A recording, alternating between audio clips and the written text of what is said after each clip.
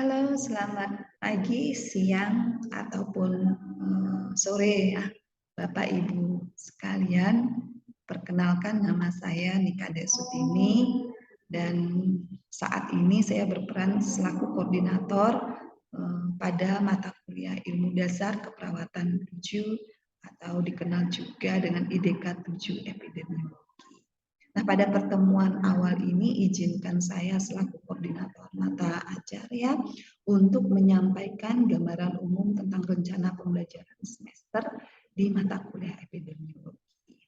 Nah, Bapak Ibu, perlu saya sampaikan bahwa mata kuliah ini merupakan mata kuliah dengan beban studi 2 SKS yang terdiri atas 2T.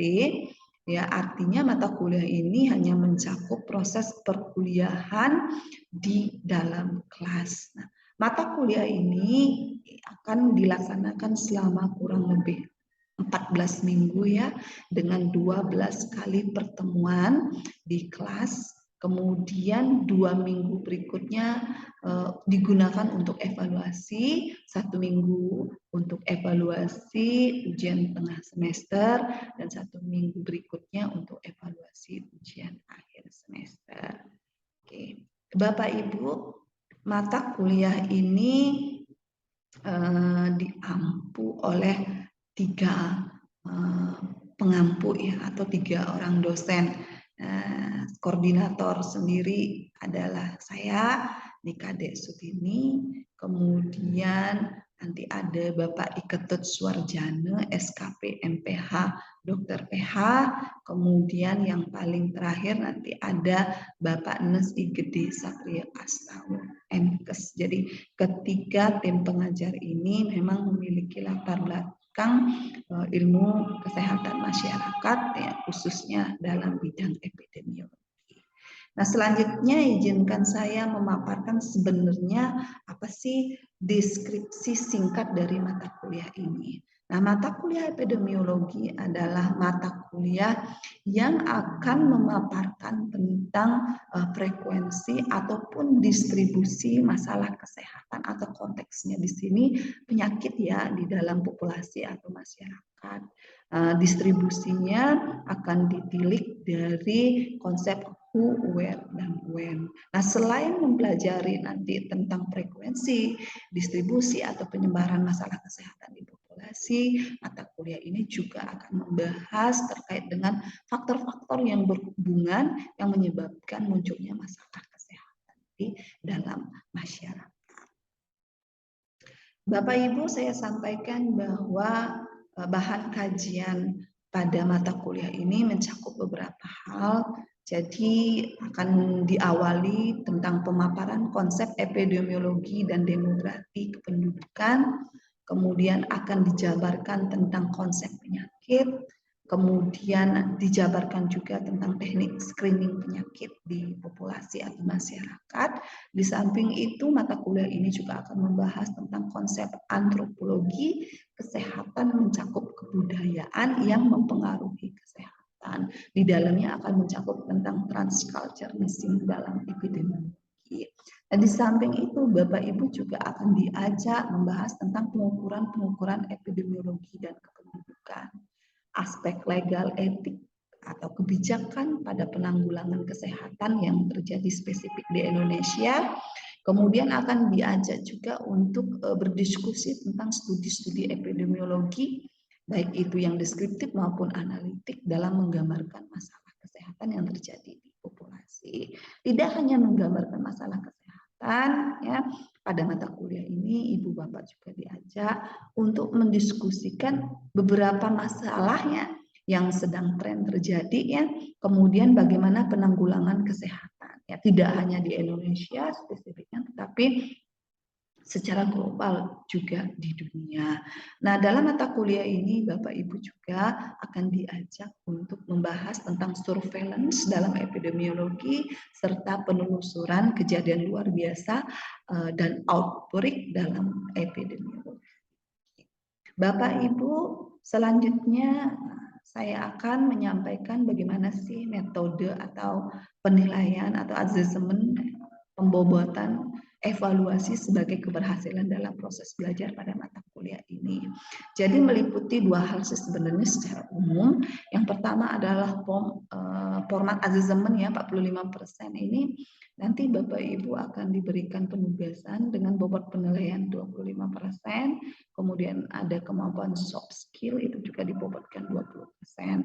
Nah, di samping formative assessment, evaluasi juga dilakukan dalam bentuk summative assessment itu dengan proporsi 55%, meliputi 5% didapatkan dari proses pelaksanaan kuis ya di beberapa kali pertemuan. Kemudian seperti yang saya sampaikan tadi ada evaluasi tengah semester, evaluasi akhir semester berupa ujian ya tulis, itu dibobotkan masing-masing 25% sehingga total dari evaluasi baik formative assessment maupun summative assessment adalah 100% yang menentukan nanti kelulusan dari Bapak Ibu, tidak hanya kelulusan tetapi juga bobot ya, nilai yang didapatkan apakah nilainya A, B, C, D ataupun E.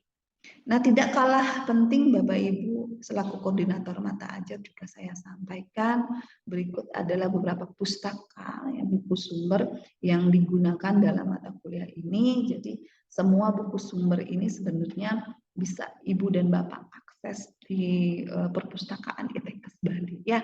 Kalau seandainya artikel jurnal, clipping, website mungkin bisa diakses secara online. Nah, adapun buku sumber utama yang digunakan pada mata kuliah ini adalah buku prinsip-prinsip epidemiologi ya yang ditulis atau dikembangkan oleh Malik S ya. Kemudian ada juga ilmu kesehatan masyarakat, konsep strategi dan praktek ya yang dikembangkan oleh Bapak Ketut Suwarjana ya, di mana beliau juga pengampu pada mata kuliah epidemiologi ini. Kemudian buku lain juga yang digunakan adalah buku ajar dasar-dasar epidemiologi yang dikarang oleh Hasmi. Nah, di samping buku sumber utama, buku sumber tambahan juga kami gunakan ya. Di antaranya epidemiologi penyakit menular yang ditulis oleh kemudian epidemiologi penyakit tidak menular yang ditulis oleh Mas Riyadi. Kemudian ini juga ada artikel ya yang dikembangkan atau dipublikasikan oleh Bapak Ketut Suwarjana. Di samping itu juga artikel ya yang saya kembangkan sendiri dari hasil penelitian saya.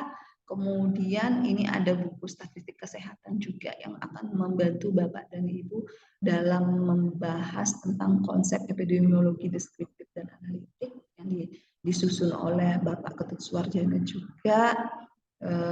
Kemudian ada juga artikel jurnal ya yang dikembangkan oleh Pak Ketut Suwarjana. Oke. Nah, selanjutnya untuk mata kuliah ini dilakukan hanya 1 kali dalam seminggu ya. Jadi ditetapkan jadwalnya setiap hari Sabtu mulai dari pukul 17.00 sampai dengan 18.40 WITA. Jadi setiap pertemuan itu ada kurang lebih 2 jam pertemuan ya. Kurang lebih ada 100 menit. Sehingga nanti akhir dari pertemuan totalnya itu sejumlah 1.400 menit. Bapak Ibu. Nah, kemudian untuk evaluasi mata kuliah ini salah satunya penugasan ya. Di penugasan ini di bagian akhir dari dokumentasian laporan kuliah tutorial penelusuran KLB dan outbreak dalam epidemi. Mata kuliah ini merupakan mata kuliah yang memanfaatkan teknik perkuliahan dengan cara ceramah, kemudian diskusi, kemudian seminar juga. Di 1 kali pertemuan yang terakhir Bapak Ibu, saya akan mengajak Bapak Ibu untuk melakukan perkuliahan tutorial ya, diskusi pembelajaran sesuai dan outbreak dalam epidemiologi. Jadi di dalam pembelajaran menggunakan kuliah tutorial ini gitu Bapak Ibu akan kami berikan sekaligus penugasan di sana. Jadi kita akan memberikan kasus ya, kemudian kasusnya akan dianalisis oleh Bapak Ibu dalam bentuk kelompok kecil yang terdiri dari minimal 5 sampai maksimal 10 orang mahasiswa. mahasiswa. Nah, bagaimana sih sebenarnya mekanisme pembelajaran tutorial? Bapak Ibu nggak usah khawatir, kami akan menyediakannya video, atau videonya bisa diakses di dalam channel YouTube yang nanti linknya akan saya share ke Bapak Ibu sebagai gambaran pelaksanaan kuliah tutorial tersebut. Dan dari keberhasilan Bapak Ibu dan kelompok untuk menjawab diskusi terkait penelusuran HLB dan outbreak dalam epidemiologi dalam bentuk laporan, selanjutnya akan diserahkan ke saya selaku evaluasi dan diberikan nilai masuk dalam bobot 25% penilaian pada mata kuliah ini. Oke, untuk pemaparan distribusi frekuensi lamanya pertemuan dengan masing-masing dosen, oke, saya rekap seperti ini. Jadi dengan Bapak Ketut Suwarjana SKP MPH, Dokter PH itu ada 500 menit ya pertemuan. Dengan saya sendiri Nika Dek Sutini ada 400, juga 400 menit pertemuan, dan dengan tim melalui kuliah tutorial plus penugasan itu ada 100 menit, sehingga jumlah menit pertemuan kita pada mata kuliah ini ada total 1.400 menit. Mungkin itu saja Bapak Ibu kait dengan mata kuliah epidemiologi ya, atau ilmu dasar keperawatan peju pada mahasiswa program studi sarjana keperawatan program B. Mudah-mudahan mampu memberikan gambaran pada Bapak Ibu terkait dengan mata kuliah ini. Dan untuk lebih detail, ya, ringkasnya seperti apa, pertemuannya pertama, kedua, ketiga, keempat, dan seterusnya dengan siapa, apa topiknya, maka RPS ini setelah pemaparan ini kami akan lanjutkan seri grup sehingga setiap mahasiswa mampu menyimaknya dengan lebih baik. Oke, sekali lagi terima kasih Bapak Ibu atas perhatiannya. Saya kira cukup sampai di sini. Sampai bertemu lagi pada video perkuliahan berikutnya. Oke, sampai jumpa lagi Bapak Ibu. Terima kasih.